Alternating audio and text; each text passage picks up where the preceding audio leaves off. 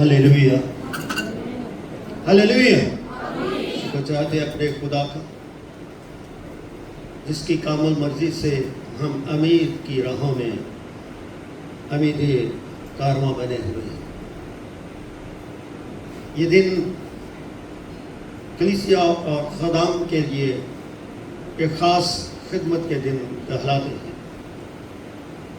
हर खादम अपनी कलीसियों में जाता है और खुदा की सच्चाई कलाम मुजस्सम का लिसाने ज़ात को इख्तियार करना,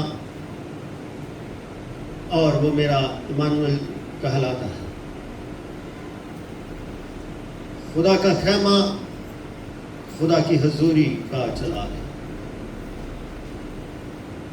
ये दिन हमारे लिए बरकत का सबब है कि आपके दुआओं से हमारी जो आउटरीच की जो खिदमत है वो जारी और सारी है। और रात को हम चक नंबर 97 फैसलाबाद में थे।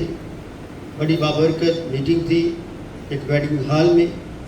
हमारे जो सेल ब्रांच पास्टर्स हैं, हम उनका तहे दिल से मशकूर हैं। वो अपनी कलीसियों को इकट्ठा करते हैं, रुपया पैसा खर्च करते हैं और खुदावंद के कलाम के लिए हमें मदद करते हैं। और हम जाते हैं और खुदा की अहम बाबरकत बातें जो कलीसिया के लिए ईमान की कलीद का हिस्सा होती है, हम उन्हें सिखाते हैं, समझाते हैं और उनके लिए ईमान का सबब बनते हैं। क्योंकि यीशु ने हमसे कहा कि राह हक और ज़िंदगी में हूँ, कोई मेरे वसीले के बगैर बाप के पास नहीं आता। यूहन्ना की इंजील 14 बाब को जब पढ़ते हैं तो उसकी इब्तिदा में लिखा, तुम्हारा दिल ना घबराए, जिस तरह तुम बाप से मोहब्बत रखते हो मुझसे भी क्या रखो। अगर कोई शख्स घबरा जाता है, घबराहट का शिकार हो जाता है, जो घबराहट होती है वो इंसान की कमजोरी को जाहिर करती है। और खुदा ये नहीं चाहता कि उसके ईमानदारों के अंदर घबराहट हो, बल्कि खुदा चाहता है कि ईमानदारों के अंदर अमीर क्या हो, अमीर। होपलेस शख्स के उधर कभी भी अपनी मंजिल तक नहीं पहुंचता। खुदावंद यीशु मसीह एक दुनिया के लिए एक नई अमीर बन गया, इसलिए वो अमीर कारवां कहलाते हैं। इसलिए वो जो अमीर कारवां है वो मेरी जिंदगी का इमानुएल है। इमानुएल का क्या मतलब है कि खुदा हमारे साथ। रात को इसी मौजू के ऊपर मैंने वहाँ की कलीसिया को सिखाया था कि इमानुएल और यीशु में के बहाने मिलने से किस तरह हम बेटे के मफहूम को जानते हैं। इसी तरह आज का जो हवाला अबरानियों के खत से लिया गया और उसका 10 बाब और उसके 23 आयत एक दफा फिर पढ़ते हैं और लिखा, और अपनी अमीर के इकरार को क्या को मजबूती से थामे रहे। आगे क्या लिखा है, क्योंकि जिसने वादा किया वो क्या है, सच। अब बात यह है कि एक उम्मीद है, एक वादा है और एक सच्चाई है। हम खुदा के हुजूर एक उम्मीद से आते हैं। उम्मीद इंसान के अंदर ईमान को जन्म देती है। उम्मीद से हम खुदा को जानते हैं। उम्मीद से हम निजात का तजुर्बा करते हैं और उम्मीद से हम खुदा की हजूरी को महसूस करते हैं। इंसान की अंदर वो सख्त नहीं है, वो ताकत नहीं है कि वो हवा को भी देख सके, मगर उम्मीद ईमान का सर्फे ज़हूर है कि वो हमें खुदा का दीदार करा। हम खुदा का दीदार करने के लिए जमा हो जाते, इकट्ठे हो जाते हैं, क्योंकि जिंदगी के कलाम को हम सीखना चाहते हैं। बगैर कलाम को, बगैर कलमे को जाने अमीर का चराग کا چراغ ایک ایسا ہی حصہ ہے جیسے کسی لالٹین کے اندر جو ہے تیل کو ڈال دینا. اگر آپ تیل نہیں ڈالیں گے تو لالٹین جو ہے وہ جل نہیں سکتی. جیسے یہ بلب جل رہے ہیں تو اگر پیچھے سے الیکٹریسٹی نہیں آئے گی تو یہ بلب نہیں جلیں گے. اس بلب کا تعلق ہے سوئچ کے ساتھ اور ہماری امید کا تعلق کلام مجسم کے ساتھ، جس کے بارے میں یوحنا کیا لکھتا؟ پہلا باب 14ویں آیت میں، کلام مجسم ہوا، فضل اور سچائی سے مامور ہو کر ہمارے درمیان رہا، ہم نے اس کا ایسا جلال دیکھا جیسے باپ کے اثر. یہ کیا ہے؟ یہ خدا کے حضور امید کا ظہور ہے کہ میں نے اس کا ایسا جلال دیکھا. کس کا؟ کلام کا. کیونکہ کیا لکھا؟ کلام مجسم، فضل سے سچائی سے معمور ہوگا. تو خدا کی کیا ہوتی ہے؟ معموری ہوتی ہے. اور خدا اپنی معموری کو اپنے کلمے کے وسیلے سے ظاہر کرتا ہے، صادر کرتا ہے. اور خدا کی معموری کا تعلق ایماندار روحوں کے ساتھ ہے، جو پیاسی ہے، جو بھوکی ہے، جو متلاشی ہے. اس لیے آپ خدا کی آنکھ کی پتلی، کلیسیا کیا ہے؟ خدا کی آنکھ کی پتلی ہے. اور اس کلیسیا کو خدا ایسی امید میں سر بلند کرنا چاہتا ہے کہ آپ خدا کی امید کے میرے کارواں بن جائیں، خدا کی امید کے ایجنٹ بن جائیں، خدا کی امید کے آپ ایمبیسڈر بن جائیں. کیونکہ کلمہ تو مجسم ہوا، کلمے نے تو جسم لے لیا، کلمہ تو انسان بن گیا، کلمہ تو دنیا میں آ گیا. اس نے تو کہہ دیا جس نے مجھے دیکھا اس نے باپ کو دیکھا. میرا باپ کام کرتا ہے، میں کام کرتا ہوں. اب یسوع مسیح نے یہ بات کہی کہ جس نے مجھے دیکھا اس نے باپ کو دیکھا. سوال پیدا ہوتا کہ یسوع مسیح تو محدود حالت میں ہے، جسم کی حالت میں ہے، انسانی ذات دیے ہوئے ہے، تو وہ کس طرح باپ کو ظاہر کر سکتا ہے؟ باپ تو جسم نہیں رکھتا، باپ تو محدود نہیں ہے، باپ تو ہماری طرح شکل صورت نہیں رکھتا، باپ تو ہماری طرح ہاتھ نہیں رکھتا، باپ تو ہماری طرح آنکھیں نہیں رکھتا. تو پھر بیٹے نے، کلام مجسم نے یہ کس لحاظ سے کہا کہ جس نے مجھے دیکھا اس نے باپ کو دیکھا؟ اس نے اس بات کو الوہیت کے اعتبار سے کہا. الوہیت کا مطلب کہ روحانی اعتبار سے کہا کہ میرا باپ روحانی ہے، میں روحانی. میرا باپ جلالی ہے، میں جلالی ہوں. میرا باپ کام کرتا ہے، میں کام کرتا ہوں. میں وہ کام کرتا ہوں جو میرا باپ مجھے حکم دیتا ہے. تو میں اور آپ کیا کام کرتے ہیں؟ وہ کام کرتے ہیں جو خدا باپ، خدا بیٹا اور خدا روح القدس ہم سے فرماتا ہے. خدا ہم سے کیا فرماتا ہے؟ بس تم جاؤ، غیر قوموں کو شاگرد بنو. ہمارے لیے سب سے انمول جو امید کا چراغ ہے وہ ہے ایک دوسرے کو شاگرد بنانا، ایک دوسرے کو طالب کرنا، ایک دوسرے کو خدا کے رکھنے میں کھڑے کرنا اور ایک دوسرے کو خدا کے خیمہ کے پاس لے کر آنا تاکہ وہ خدا کے حضور اپنے ایمان کی قربانی پیش کر سکے. میں اور آپ خدا کے حضور اپنے بدن کی اور اپنی خواہشات کی قربانیوں کے لیے یہاں پر اکٹھے ہوتے ہیں تاکہ خدا میں معموری حاصل کر سکے. یہ ہماری معموری کا ہی عمل ہے کہ خدا میں ہم کامل ہوتے جائیں. ہماری کاملیت کا تعلق کلام مجسم کے ساتھ ہے. اگر ہم کلام مجسم کو نہیں جانتے تو خدا باپ کو نہیں جان سکتے. اگر ہم کلام مجسم کو نہیں جانتے تو ہم روح القدس کو نہیں جان سکتے. اس لیے کلام مجسم باپ اور روح القدس کو ظاہر کرنے والا. اس لیے میرے عزیز بہنوں بھائی، یسوع نے یہ بات بڑی تسلی کی کہی کہ تمہارا دل نہ گھبرائے. جس طرح تم باپ سے محبت رکھتے ہو مجھ سے محبت. ہمارے لیے ضروری ہے کہ ہم خدا کو جانیں، سمجھیں کہ خدا کی محبت کیا ہے، خدا کی محبت ظاہر کس طرح ہوتی ہے؟ خدا کو تو ہم دیکھ نہیں سکتے، ہم اندیکھے خدا پر ایمان رکھتے ہیں.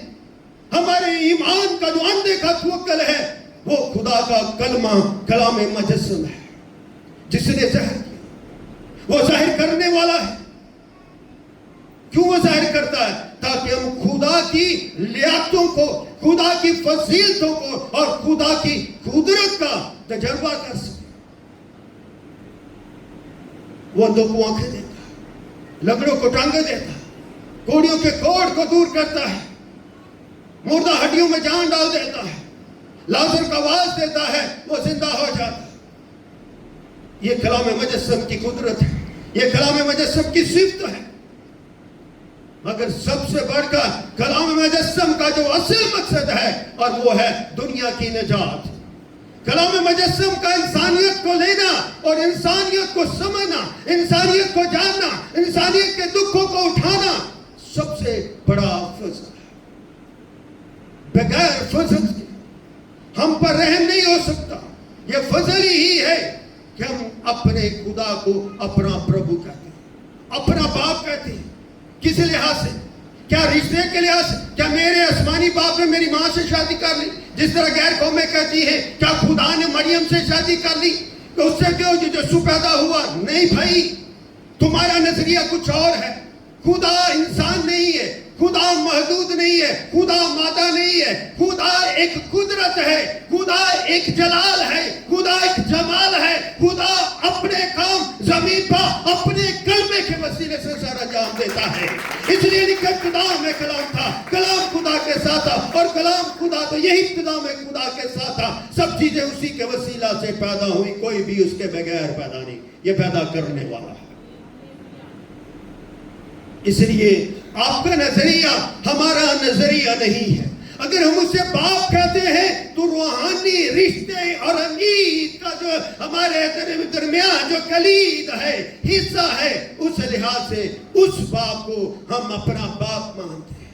کیونکہ اس باپ نے اپنے کلمے کو دنیا میں بھیج دیا اور کنواری مریم کے پتلے اثر سے اس نے جسم کو لے لیا اور وہ میرا یسوع بن گیا جس نے میرے گناہوں کو اٹھا کر میرے لیے نجات کا دروازہ کھول دیا.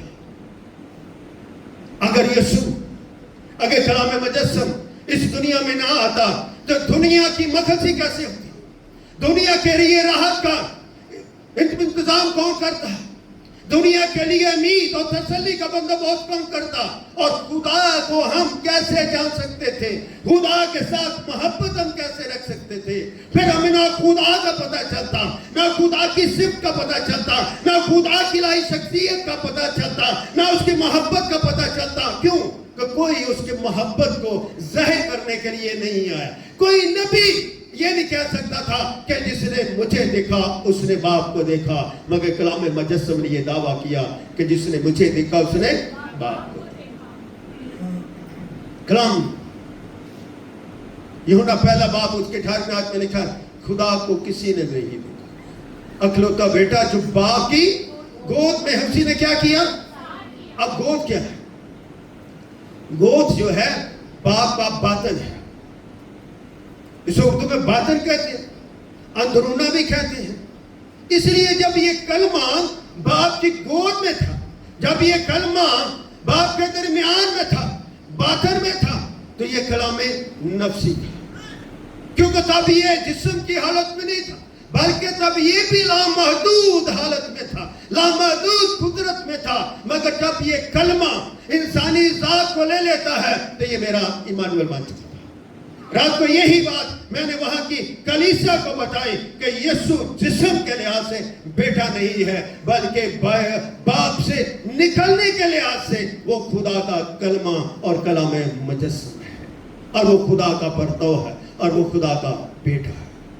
اس لیے وہ بیٹا ہے تو اس نے یہ ثابت کر دیا میں اور باپ ایک ہے. اس نے اپنی الہی ذات کے طور پر یہ کہا کہ میں اور باپ ایک ہے.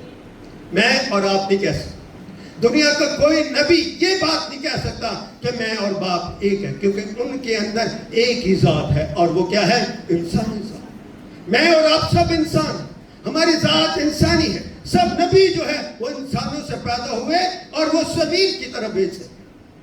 ان کا سفر زمینی تھا مگر کلام میں مجسم کا سفر آسمانی تھا. خداوند یسوع مسیح کا جو مقصد تھا وہ زمین پر آنا پہلے 2 جملوں میں اس کی حقیقت و ماہیت ظاہر ہو جاتی. کیا ظاہر ہو جاتی؟ حقیقت و ماہیت، یعنی کہ اس کی قدرت اور اس کی عظمت ظاہر ہو جاتی جب میرے مسیح نے اور آپ کے مسیح نے کہا توبہ کرو، آسمان کے بادشاہ نزدیک. توبہ کن کے لیے؟ انسانوں کی. توبہ میں سب شامل ہے، ایماندار بھی شامل ہے، غیر ایماندار بھی شامل ہے، تمام مسرت کے لیے، تمام دنیا کے لیے، کیونکہ توبہ جو ہے عالم کل کے لیے ہے. اگر توبہ نہیں ہے تو خدا نے بتا دیا بادشاہی نہیں. توبہ کرو گے تو آسمان کے بادشاہ تمہارے قریب نزدیک ہے، کیونکہ بادشاہی کا مالک ان کے درمیان. بادشاہی کا مالک کون ہے؟ کلام مجسم ہے جو ان کے درمیان میں ہے، اور وہ امید کا اقرار.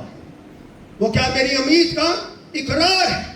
اقرار کو لکھا مضبوطی سے تھام دیا. مضبوطی کا مطلب ہے کامل ایمان کے ساتھ اس کے ساتھ جڑے رہو. جب آپ کی زندگیوں میں شک پیدا ہوتا ہے تو آپ خدا میں گر جاتے ہیں. شک جو ہے وہ گناہ کو جنم دیتا ہے. ایمان جو ہے اور آپ کی مضبوطی کے حصے کو ظاہر کرتا ہے اور آپ کے اقرار کو ظاہر کرتا ہے کہ آپ خدا پر ایمان رکھتے ہیں، اس کے بیٹے اور اس کے روح القدس پر ایمان رکھتے ہیں. اس لیے آپ کے ایمان کے اقرار میں آپ کے درجات خدا بلند کرتا ہے. درجات یعنی کہ آپ کا ایمان کا جو محور ہے وہ بڑھتا جاتا، اس میں کمی نہیں ہے.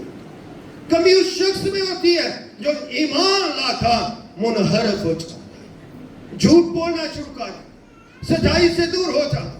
اس کی زندگی جو روحانی تھی وہ پھر سے گناہ میں آ جاتی ہے. اور گناہ کیا ہے؟ موت کو پیدا کرتا ہے، اور موت جو ہے وہ نیستی کا نام ہے. مگر یسوع پر ایمان، مضبوط ایمان، کامل ایمان اور اقرار کے ساتھ آپ کو زندہ رکھتا ہے، ہمیشہ زندہ رکھتا ہے.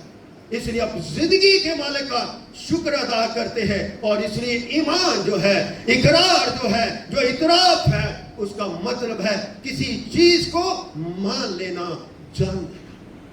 یسوع کو آپ نے مانا، یسوع کو آپ نے جانا، یسوع کا تجربہ کیا. بغیر یسوع کے تجربے سے آپ اسے کلمہ نہیں کہہ سکتے، اسے بیٹا نہیں کہہ سکتے، اسے ایمانویل نہیں کہہ سکتے. اس لیے آپ کا اعتراف اور آپ کا جاننا اور آپ کا مضبوطی کے ساتھ یسوع کے ساتھ جڑے رہنا اس بات کا اعتراف ہے کہ میں نے اپنے گناہوں سے دور ہو رہا، میرے گناہ یسوع دور کر رہا ہے اور روز مجھے پاک کرتا ہے. کیونکہ میں سونے سے پہلے اپنے بستر میں کیا کرتا ہوں؟ سوچتا ہوں، جانتا ہوں میں نے آج کیا کیا، آج میرے لیے کون سا اچھا دن تھا، کون سا اچھا کام میں نے کیا. اگر میں اچھا کام کرتا ہوں تو خدا میرے اوپر اچھائی کی مہر لگا. اگر میں برا کام کرتا ہوں تو خدا کے ذمہ اپنا اقرار کر لیتا ہوں، میں نے گناہ کیا، خدا باپ مجھے کیا کر؟ معاف کر. جب ہم اپنے گناہ کا اقرار کرتے ہیں تو خدا معاف کرنے والا. اگر وہ معاف نہ کرے تو وہ خدا نہیں ہے. معاف کرنا اس کی صفت ہے، اس کا جلال ہے، اس کا معجزہ ہے. اس معجزے کو روز مانگیں کیونکہ وہ روز آپ کو معاف کرتا. ہم روز گناہ کرتے، آنن فانے گناہ سے. کبھی ہم سوچتے نہیں گناہ کیا، مگر آنن فانا ہماری سوچ کیا کرتی ہے؟ گناہ کرتی. پہلے سوچ کرتے ہیں پھر عمل ہوتا. سوچ ہماری گناہ کو جنم دیتی ہے. اگر ہم سوچ کر گناہ کرتے ہیں اور خدا کے خلاف چلتے ہیں تو خدا کا جو واسطہ ہے اس سے ہم جو ہمارا ہاتھ ڈھیلا پڑا. موسیٰ کے ہاتھ میں جو سب سے بڑا اختیار تھا وہ خدا کی لاٹھی تھی جو خدا نے موسیٰ کو دی. اور خدا نے کہا کہ اپنی لاٹھی کہاں لگا؟ سمندر میں، پانی میں لگا. خدا نے 2 حصے کر دیا اور بنی اسرائیل قوم کیا نکل گئی؟ غلامی سے نکل گئی. خدا نے آزاد کر دیا. اس لیے کہ اس کے پاس ایک امید تھی. لاٹھی کو اس نے مضبوطی کے ساتھ تھاما ہوا تھا اور اس مضبوطی کے اس عصا کے اندر خدا کی ایک قدرت ہے. اور وہ قدرت کا منبع ان کے ساتھ ساتھ رہتا ہے۔ آج بھی خدا ہمارے ساتھ ساتھ رہتا ہے، اور اسے کہنے کے قرار کو مضبوطی سے تھامے رہیں، کیونکہ جس نے وعدہ کیا وہ کیا ہے؟ وعدہ کس نے کیا؟ یسوع مسیح۔ میں چاہتا ہوں تمہارے لیے دوسرا مددگار، خدا نے ہمیں ایک اور مددگار، پہلا مددگار کون ہے؟ خداوند یسوع مسیح، اور دوسرا مددگار کون ہے؟ روح القدس۔ اب روح القدس جس نے بھیجا ہے، تو روح القدس کیا ہے؟ اس کی گواہی دے۔ روح القدس کا کام ہے کہ ہمیں یسوع کی گواہی کے لیے کیا کرے؟ تیار۔ تو ہم اپنے یسوع کی تو گواہی نہیں دیتے، ہم تو اپنی گواہیاں دیتے ہیں۔ ہم کب کہتے ہیں کہ یسوع نے مجھے یہ، میں نے یسوع سے مانگا، یسوع نے یہ مجھے دیا؟ ہم کہہ دیتے، پادریوں کے نام لگا دیتے۔ سب کچھ کرنے کا اختیار جو ہے وہ یسوع کے پاس ہے۔ روح القدس آپ کو بہاتا ہے تاکہ ہم سچائی کو جانیں۔ اگر یہ ہونا کہ انجیل 8ویں باب چیپٹر کو پڑھتے لکھا، اگر تم سچائی سے واقف ہوگے تو سچائی تمہیں کیا کرے گی؟ آزاد کرے گی۔ تو جب ہم مضبوطی سے اقرار کر کے ایمان کے ساتھ اقرار کرتے ہیں، سچائی کو جانتے ہیں، تو سچائی ہمیں کیا کرتی ہے؟ آزاد کرتی ہے، اور اپنے وعدوں میں ہمیں کیا کرتی ہے؟ اپنے رکھنے میں کھڑا کر دیتی ہے، تاکہ خدا کی بہار ہمارے ارد گرد بنی رہے۔ روح القدس بہار کا انتظام کرتا ہے، روح القدس ہمیں طاقت اور قوت دیتا ہے۔ یسوع مسیح نے کیا کہا شاگردوں کو؟ یروشلم میں ٹھہرو جب تک تمہیں قوت کا لباس۔ یسوع ان کے ڈر کو دور کرنا چاہیے، ابھی وہ خوف میں تھے۔ لکھا ہے جب روح القدس نازل ہوگا تم کیا پاؤ گے؟ قوت پاؤ گے۔ یروشلم، سامری، یہودا، بلکہ زمین کی تہہ تک کیا ہوگے؟ میرے گواہ۔ یہ کام ہے روح القدس، وہ ہماری کمزوری کو دور کر دیتا ہے، پھر خدا کے لیے، کاموں کے لیے ہمیں کیا کرتا ہے؟ نکالتا ہے، خدمت کے لیے۔ پاسٹر صاحب وہ بھی خدمت کے لیے جاتے ہیں، پاسٹر جہاز وہ بھی خدمت کے لیے جاتے ہیں، بہت سارے خادم خدمت کرتے رہتے ہیں، اپنی اپنی کلیسیا میں خدا کے لیے بھوک رکھتے ہیں، تاکہ کلیسیا کو بیٹھے اور القدس اور باپ کے بارے میں بتاتے رہیں، اور تاکہ زندگیاں کے ترقی کرتے رہیں، اور زندگیوں کے اندر کلام سچائی کا بن کر۔ کبھی کبھی ہم جانے انجانے میں کلام سن لیتے ہیں، مگر زبور نویس کیا کہتا؟ تیرا کلام میرے قدموں کے لیے کیا ہے؟ چراغ، اور میری راہ کے لیے کیا ہے؟ روشنی۔ تیرا کلام یعنی کہ وہ کلمہ میرے قدموں کے لیے، یعنی کہ میرے جو قدم جس پر میں چلتا ہوں وہ میرے قدموں کے لیے ایک چراغ ہے، اور میری راہ کے لیے کیا ہے؟ روشنی۔ اس لیے یسوع مسیح نے کہا راہ، حق اور زندگی میں ہوں، کوئی میرے وسیلے کے بغیر باپ کے پاس نہیں۔ یسوع راہ ہے، کس کی بات سے ہے؟ یسوع کو اپنا حقیقی نجات دہندہ مانے اور اس کے ساتھ جڑے رہیں، اور اپنے منہ سے اس کا اقرار کریں، کیونکہ اس نے کہا تم باپ سے محبت رکھتے تو مجھ سے بھی محبت۔ یہ اقرار ہے۔ اگر ہم اقرار نہیں کرتے تو یسوع نے شاگردوں کو کیا کہا دعا میں؟ اے ہمارے باپ تو جو آسمان، تیرا نام پاک مانا جائے۔ باپ آسمان پر ہے اور اس کا نام کیا ہے؟ پاک۔ یہ اقرار ہے ہمارا۔ امین کا اقرار کیا ہے؟ خدا پاک ہے، بیٹا پاک ہے، روح القدس پاک ہے۔ ناپاک شخص کون کسی کو نجات دے سکتا؟ ناپاک شخص کیوں کسی کی گواہی بن سکتا ہے؟ کوئی پاک شخص جو ہے نہ دنیا کا میرے کارواں بن سکتا ہے، نہ دنیا کا چراغ بن سکتا ہے، نہ دنیا کی روشنی بن سکتا ہے، نہ دنیا کی راہ بن سکتا ہے، نہ دنیا کی امید بن سکتا ہے، نہ وہ دنیا کو توبہ کی طرف قائل کر سکتا ہے، کیونکہ وہ گناہ گار ہے، اس کو خود توبہ کی ضرورت ہے۔ مگر میرے مسیح نے کیا کہا؟ کون ہے جو مجھ پر گناہ ثابت کر سکتا ہے؟ کسی نبی نے کہا؟ کسی نے نہیں کہا، مگر مسیح یسوع نے کہا کون ہے جو مجھ پر گناہ ثابت کر سکتا ہے؟ کسی کے اندر یہ جرت نہیں تھی کہ یہ کہے کہ تو نے یہ گناہ کیا۔ ہر انسان گناہ ہے، مگر یسوع مسیح گناہ سے کیا ہے؟ مبرہ ہے۔ اگر ہم زبور نکالیں 19 اور وہاں پر کیا لکھا ہے؟ آئیے میرے ساتھ زبور 19 سے نکالیں اور اس کی 14۔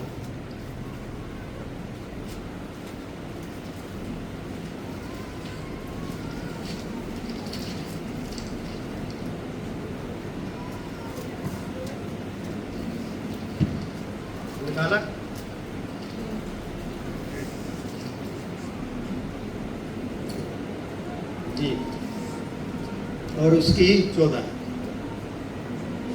مل کے پڑھتے ہیں.